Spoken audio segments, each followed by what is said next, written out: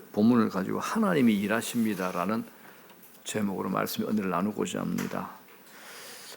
다윗의 삶은 사무엘 선지자에게 기름 부음을 받은 후 20년 이상 지나서야 이제 안정이 됩니다.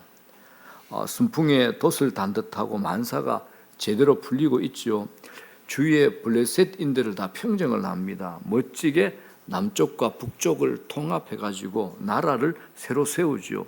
새로운 수도 예루살렘을 세웁니다. 장대한 축제 행렬과 함께 이제 법궤도 수도로 가져옵니다. 우리 지난주에 다뤘잖아요. 그런데 그 시간이 호락호락한 세월은 아니었습니다. 자, 그의 고향 베들레헴에서 자기가 지금 왕위에 있는 그 예루살렘까지 거리가 불과 10km밖에 안 됩니다. 근데 오는 데까지 무려 20년 이상이 걸렸던 겁니다. 이제 다윗은 백향목궁에 거하는 왕입니다. 이때 다윗의 마음에 든 생각이 하나 있습니다. 야, 하나님 집을 지어야 되겠다. 우리로 말하면 이제 교회를 짓는 성전을 지어야 되겠다. 이 마음이 든 거죠. 왜냐하면 하나님 임재 자체를 상징하는 언약궤가 여전히 이제 천막 안에 있는 것이 못내 다윗의 마음이 불편하게 했던 겁니다. 그래서 선지자 나단에게 이 말을 하죠. 선지자 나단에게 이 말을 했을 때 선지자 마음도 기뻤을 겁니다. 그래서 왕의 마음에 있는 대로 하십시오라고 이 선지자가 다윗을 격려를 하죠. 자, 2절 3절입니다. 같이 읽어볼까요? 시작. 왕이 선지자 나단에게 이르되 볼지어다 나는 백향목궁에 살거늘 하나님의 교회는 휘장 가운데 있도다. 나단이 왕께 아뢰되 여호와께서 왕과 함께 계시니 마음에 있는 모든 것을 행하소서 하니라. 사실 늘 하나님께 이거 주십시오 저거 주십시오 구하고 문제만 생길 때 나오는 그런 수준에 머무는 사람이 많죠. 그러나 이제 다윗은 너무 많은 것을 얻었습니다. 이때에 아무것도 부족함이 없다고 느낄 그때에 다윗은 지금 뭐 하고 있습니까? 여전히 하나님 앞에 엎드리고 있는 겁니다. 여전히요. 그리고 그의 마음에 이제 하나님께 내가 뭔가를 해드리고 싶다는 생각이 다윗의 마음에 찾아온 겁니다. 여러분 신약이 있잖아요. 평안할 때 자기 자신으로 가득 차 있던 어리석은 부자와는 다르게 다윗은 하나님께 마음을 두고 있는 겁니다.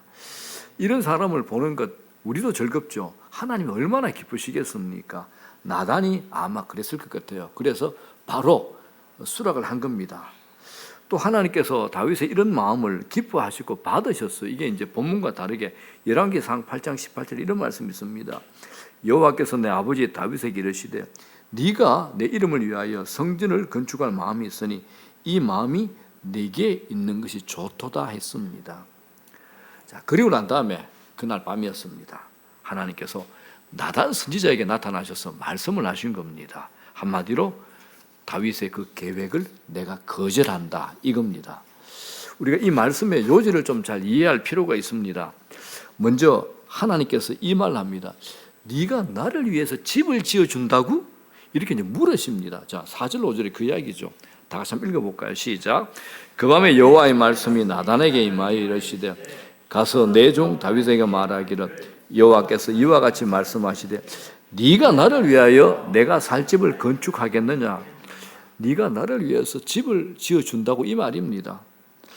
하지만 나는 이제껏 누구에게도 나를 위해서 좋은 궁을 지어달라고 한 적이 없다라고 말씀을 하시오. 하나님께서 6절 7절입니다. 시작. 내가 이스라엘 자손을 애굽에서 인도하여 내던 날부터 오늘까지 집에 살지 아니하고 장막과 성막 안에서 다녔나니 이스라엘 자손과 더불어 다니는 모든 곳에서 내가 내 백성 이스라엘을 먹이라고 명령한 이스라엘 어느 지파들 가운데 하나에게 내가 말하기를 너희가 어찌하여 나를 위하여 백향목 집을 건축하지 아니하였느냐고 말하였느냐 이 말이죠. 나는 이제껏 누구에게도 나를 위해서 좋은 궁을 지어달라고 한 적이 없다라는 겁니다. 이제 또 말씀합니다. 알아 다윗아 내가 목동에 불과한 너를 불러서 이스라엘 왕으로 세웠거든. 네가 어디로 가든지 함께하여 모든 전쟁에서 이기게 해주었거든. 지금은 네 이름을 세상에서 아주 존귀하게 만들어줬다. 자, 8절 9절입니다. 시작.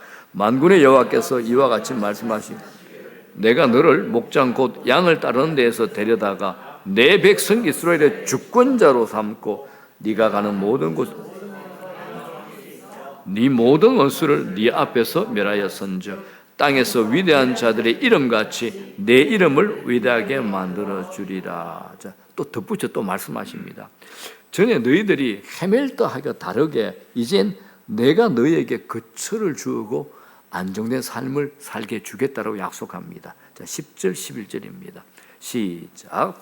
내가 또 내 백성 이스라엘 위하여 한 곳을 정하여 그를 심고 그를 거주하게 하고 다시 옮기지 못하게 하며 악한 종류로 전과 같이 그들을 해하지 못하게 하여 전에 내가 사사에게 명령하여 내 백성 이스라엘을 다스리던 때와 같지 아니하게 하고 너를 모든 원수에게서 벗어나 편히 쉬게 하리라. 그리고 이제 마지막 핵심적인 말씀을 하십니다. 11절 뒤에 부분입니다. 시작. 여호와께서 또 네게 이르시되 여호와가 너를 위하여 집을 짓고 이겁니다. 다윗아 네가 나를 위하여 무슨 집을 지어주는 게 아니거든. 너가 나를 위해서 일하는 게 아니고 내가 너를 위해서 일한다. 내가 너를 위해서 일한다. 이걸 하나님께서 지금 말씀하고 계시는 겁니다. 그리고서 이제 하나님께서 다윗의 아들 솔로몬을 통해서 성전이 지어진다라고 말씀을 하십니다. 자, 12절 13절입니다. 시작. 네 수완이 차서 네 조상들과 함께 누울 때 내가 네 몸에서 날 네 씨를 네 뒤에 두어 그의 나라를 견고하게 하리라. 그는 내 이름을 위하여 집을 건축할 것이요 나는 그의 나라 왕위를 영원히 견고하게 하리라 합니다.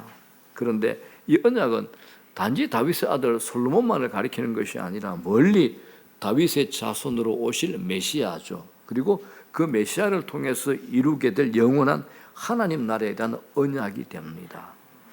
하나님께서 다윗을 위한 당신의 건축 계획을 말씀하고 계시죠.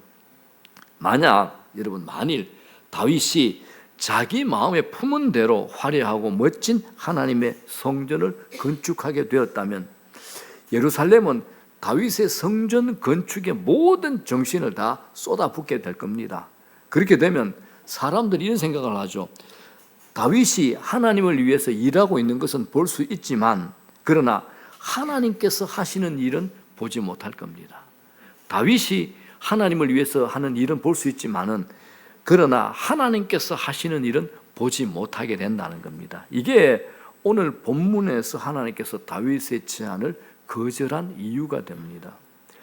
백성들이 봐야 되는 게 있습니다. 다윗이 하나님을 위해서 일하는 것이 아니라 하나님께서 다윗과 백성들을 위해서 하시는 일을 보아야 하기 때문입니다. 중요한 것은 내가 하나님을 위해서 하는 일이 아닙니다. 하나님께서 나를 위해서 하시는 일이다라는 것이 오늘 본문이 우리에게 하고 싶은 얘기입니다. 자, 이거 굉장히 중요한 내용입니다. 하나님을 섬기는 우리 모두는 이 사실을 깨달아야 이해가 돼야지 하나님을 영화롭게 하는 일들을 감당할 수 있기 때문입니다. 최고의 영성신학자 유진 피터슨은 이런 얘기합니다. 이때가 다윗이 하나님으로 가득했던 상태에서 자기 자신으로 가득한 상태로 넘어가기 직전의 상황이었다라고 유진 피터슨이 이런 지적을 합니다. 하나님으로 가득한 상태에서 자기 자신으로 가득한 상태로 넘어가기 직전의 상황이었다라고 지적을 하죠. 이건 여러분 언제나 하나님을 섬기는 사람들이 겪게 되는 위기의 순간입니다. 아주 위험한 그 선상에 있는 거죠. 다윗이 지금까지 하나님께만 의존해서 살아올 수 있었습니다. 그런데 이제 힘이 생겼죠. 평안이 찾아왔습니다. 그렇다면 이제는 자신이 할 수 있는 힘도 있고 권한도 생겼습니다. 이때가 위험한 때다. 하나님께서 이걸 우리에게 얘기하고 싶은 겁니다.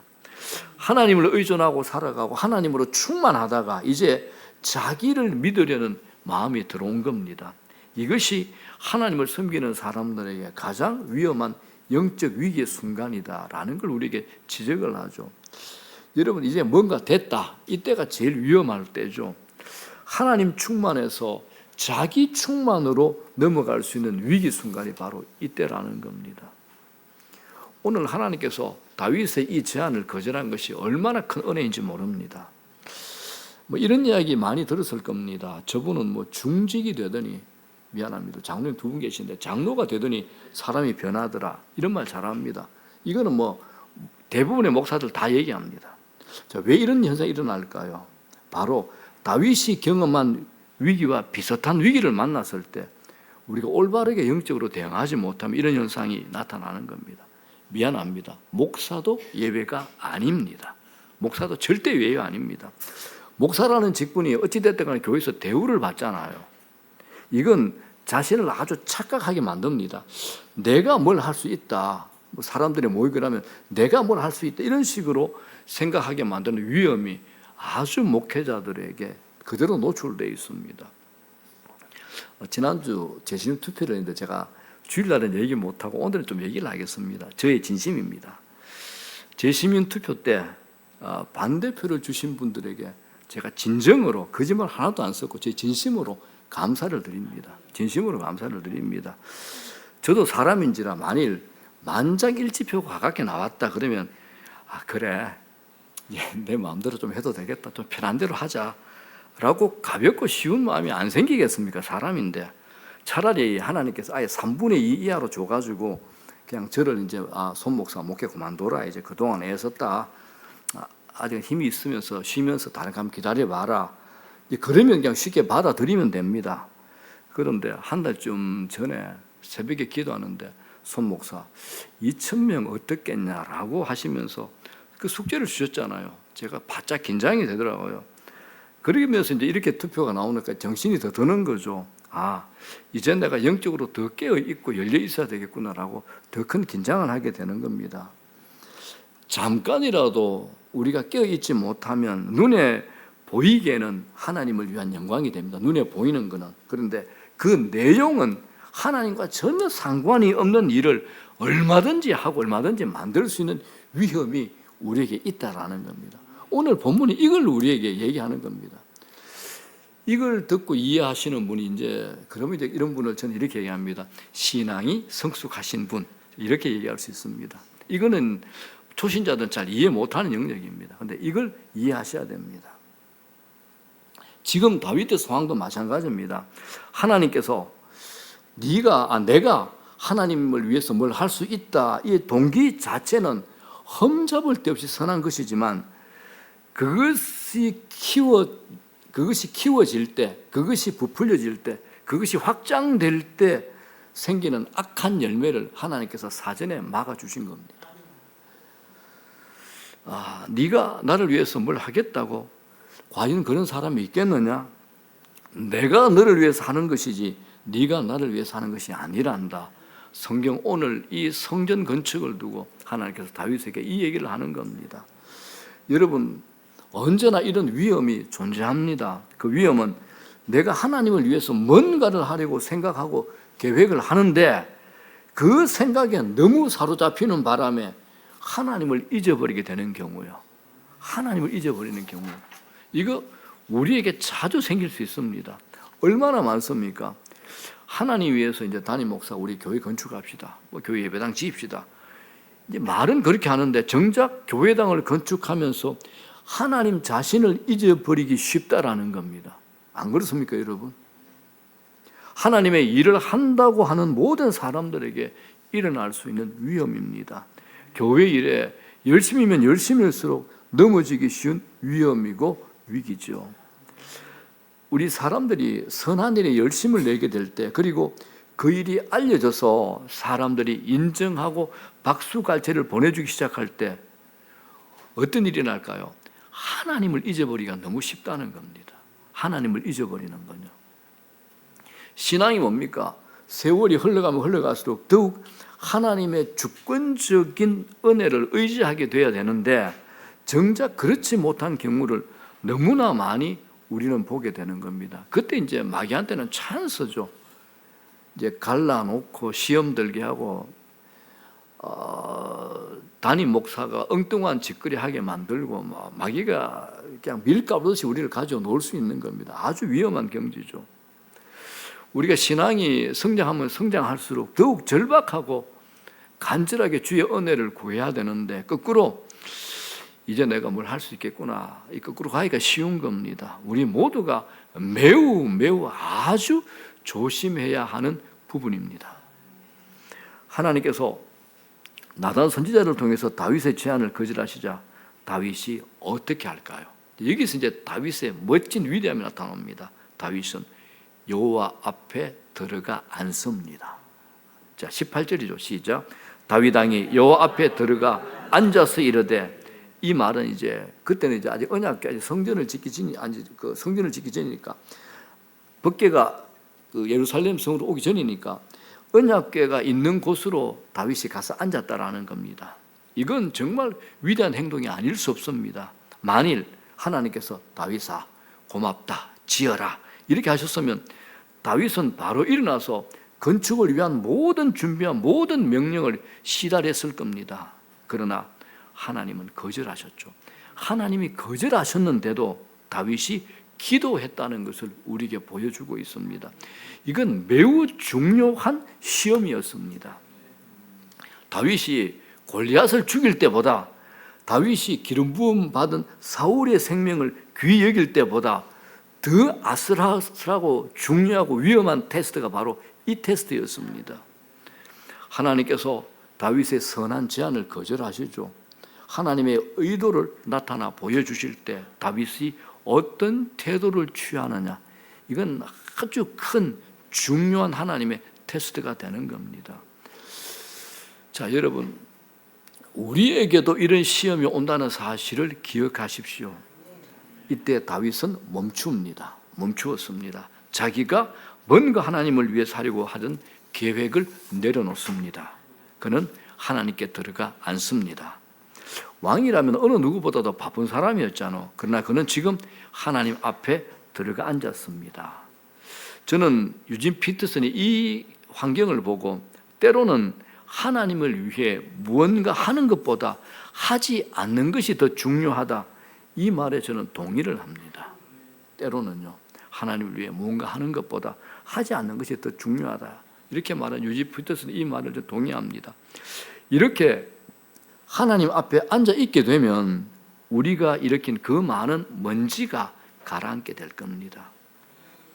그리고 내가 세상을 돌리고 있다고 생각했는데 하나님께서 나와 비교도 할 수 없는 열정을 가지고 계시고 그 세상을 통치하고 다스리고 돌리고 계시다는 것을 비로소 내 눈으로, 마음의 눈으로 보게 될 겁니다.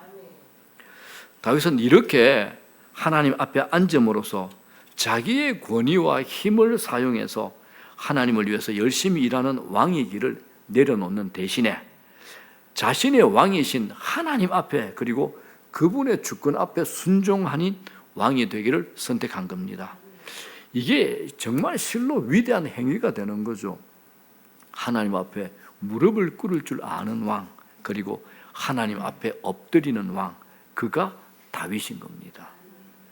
우리는 이제 그가 무슨 기도를 했는가, 오늘 본문 제가 읽는 게 너무 길어서 좀 생략을 했습니다만 다윗의 기도문을 한번 들어가 보겠습니다. 자, 18절부터 29절까지가 다윗이 드린 기도인데 한번 천천히 한번 살펴보죠. 자, 18절부터 21절까지 한번 읽어보겠습니다. 다 같이 시작. 다윗 왕이 여호와 앞에 들어가 앉아서 이르되, 주 여호와여, 나는 누구오며 내 집은 무엇이기에 나를 여기까지 이르게 하셨나이까? 주 여호와여, 주께서 이것을 오히려 적게 여기시고 또 종의 집에 있을 먼 장래의 일까지도 말씀하셨나이다. 주 여호와여, 이것이 사람의 법이니이다. 주 여호와는 주의 종을 아시오니 다윗이 다시 주께 무슨 말씀을 하오리까? 주의 말씀으로 말미암아 주의 뜻대로 이 모든 큰 일을 행하사 주의 종에게 알게 하셨나이다. 이 기도에서 다윗은 4번씩이나 주 여호와, 주 여호와, 주 여호와, 주 여호와라는 두려운 이름을 거론합니다. 다윗은 하나님 앞에 스스로 내놓을 만한 공로나 가치가 없다고 인정하는 그 내용, 바로 그 기도문이 됩니다. 자, 22절, 23절, 24절입니다. 찬양의 부분입니다. 시작. 이는 우리 귀로 들은 대로는 주와 같은 이가 없고 주 외에는 신이 없음이니이다. 땅의 어느 한 나라가 주의 백성 이스라엘과 같으리이까? 하나님이 가서 구속하사 자기 백성으로 삼아 주의 명성을 내시며 그들을 위하여 큰 일을, 주의 땅을 위하여 두려운 일을 애국과 많은 나라들과 그의 신들에게서 구속하사 백성 앞에서 행하셨사오며, 주께서 주의 백성 이스라엘을 세우사 영원히 주의 백성으로 삼으셨사오니 여호와여 주께서 그들의 하나님이 되셨나이다.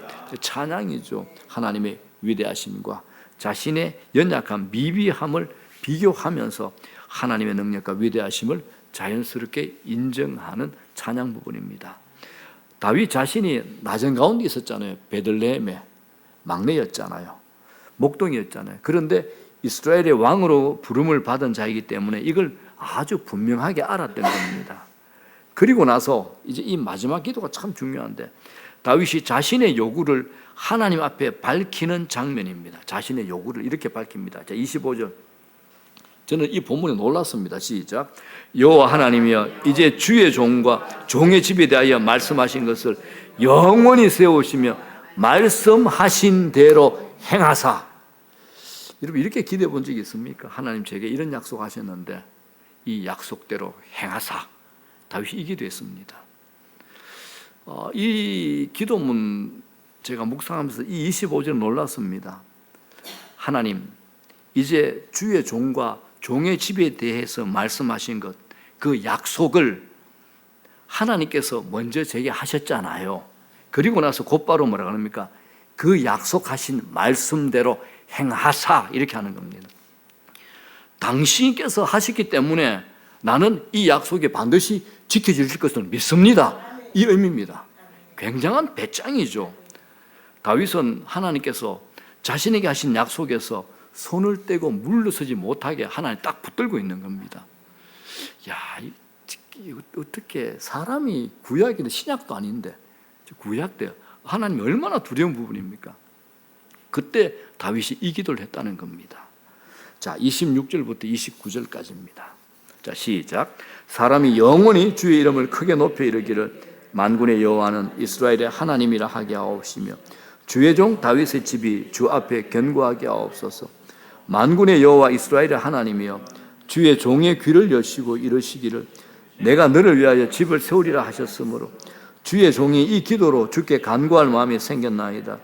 주 여호와여 오직 주는 하나님이시며 주의 말씀들이 참되시니이다. 주께서 이 좋은 것을 주의 종에게 말씀하셨사오니 이제 청하건대 종의 집에 복을 주사 주 앞에 영원히 있게 하옵소서. 주 여호와께서 말씀하셨사오니 주의 종의 집이 영원히 복을 받게 하옵소서 하니라. 아멘. 자, 25절, 29절 이 기도의 끝부분에서 다윗은 아주 강압적인 부사를 사용합니다. 아주 강압적인 부사. 그리고 이제 이 단어를 세 차례 씁니다. 그리고 영원히 이 부사를 네 차례나 사용합니다. 다윗의 신앙이 아주 과감하죠. 하나님께서 다윗에게 넘치도록 허락하시고 다윗은 그 허락하신 약속을 강하게 고집합니다. 하나님 주셔야 됩니다. 제게 약속하셨잖아요. 주셔야 됩니다. 약속하셨잖아요. 이겁니다. 다윗이 하나님 앞에서 물러날 줄을 모르는 장면이 바로 이 장면입니다. 자, 이제 말씀을 정리할게요. 결론이 뭡니까? 하나님이 하신다입니다. 결론은 하나님이 하신다입니다. 이제 더 이상 다윗은 내가 뭘 한다 이 생각이 사라져 버렸습니다. 모든 것은 하나님께로부터 하나님께서 하나님이 위하여 될 것입니다. 이걸 사도 바울이 로마서에서 이렇게 다시 해석해서 설명을 합니다. 시작. 이는 만물이 주에게서 나오고 주로 말미암고 주에게로 돌아갑니다. 아멘. 자, 사랑하는 여러분, 저희 교회에 이제 저도 있고 우리 장로님도 두 분 계시고 새 리더들도 있고 리더들이 참 많습니다. 그죠? 리더가 지도자들이 하나님 앞에 앉는 것처럼 복된 일은 없습니다. 하나님이 하신다 이 메시지를 우리가 소중히 간직하고 하나님께서 하시는 일이 사람들의 눈에 잘 보이도록 섬기시는 우리 모두가 되기를 주의 이름으로 축복합니다. 영적 지도자 세우시는 분은 오직 하나님입니다. 다윗이 이것을 알았기 때문에 두 번이나 사울의 생명을 해하는 일을 하지 않았던 겁니다. 하나님이 세웠다. 이걸 아는 거죠. 저는 오늘 우리 모두가 이걸 알기를 바랍니다.